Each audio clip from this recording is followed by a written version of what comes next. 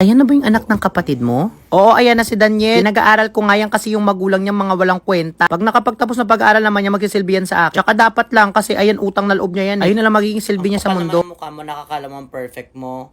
Eh, ikaw nga nakikipag-agawan ka sa mga kapatid mo para sa lupa ng magulang mong sinasagot-sagot mo lang, inaaway-away mo lang nung kalakasan. Ngayon, isa ka sa nakikipag-agawa na akala mong deserving ka sa lupa. Tandaan mo, kadugo kita, kung masama ugali mo, triple ang dugong dumadaloy ng kasamaan sa akin. Wala nga sa'yo nagmamahal ni isang anak mo eh. Dahil lahat pinapakitaan mo ng masama.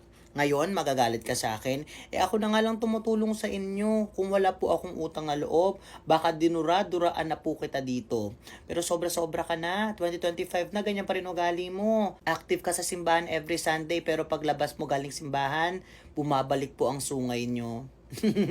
Mabuti hindi po kayo nasusunog sa simbahan, no? Mabuti kapag nadadampisan kayo ng holy water, hindi po kayo umuusok.